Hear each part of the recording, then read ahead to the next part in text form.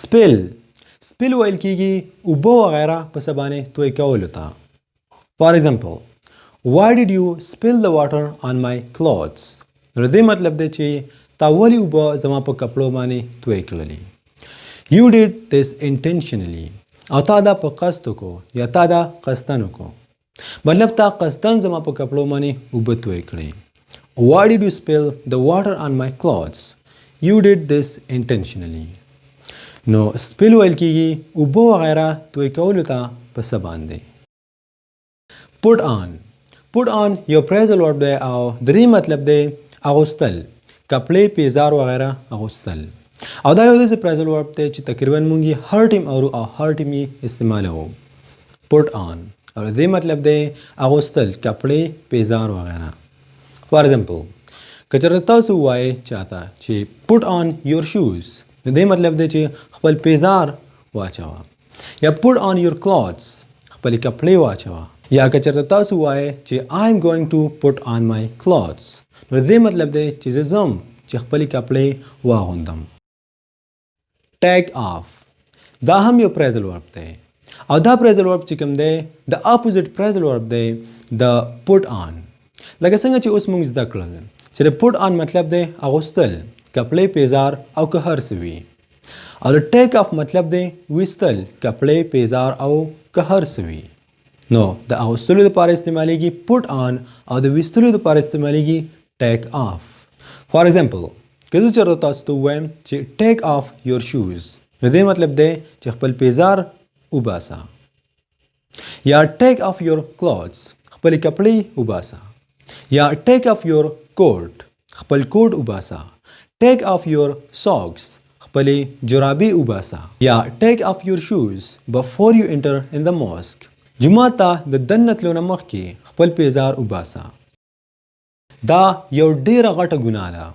it is an immense sense. د it is an immense sense مطلب دی او ترانسلیشن په پښتو کې داسې دی چې دا یو ډیره غټه ګناه ده. که چېرته تاسو چاته ویل غواړئ په انګلیش کې چې دا یو ډیره لویه یا غټه ګناه ده، نو تاسو ویلی شئ it is an immense sense. For example stop smoking hashish because it is an immense sense.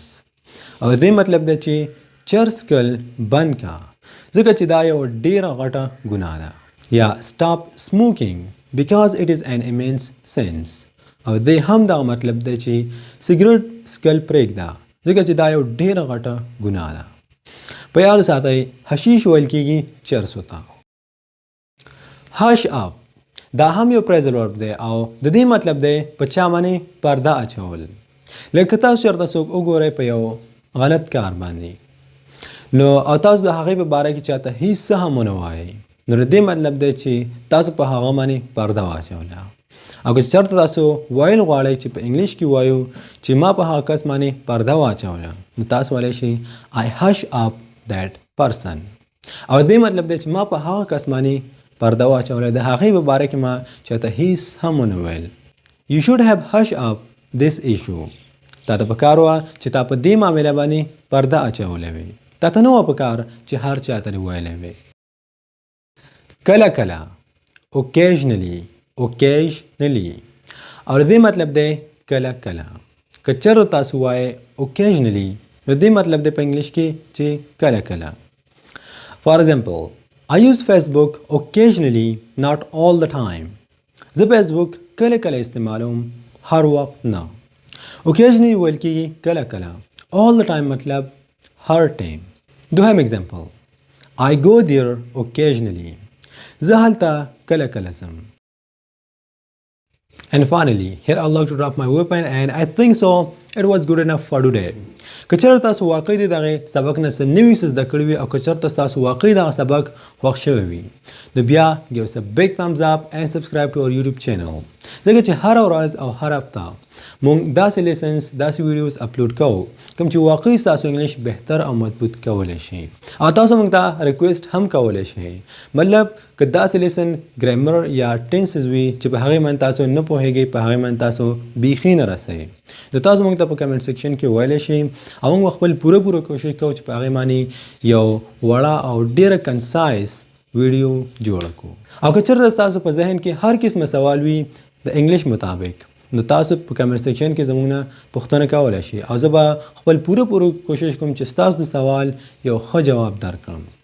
And right now I gotta go. See you there next time with a beautiful lesson. Until take care and goodbye.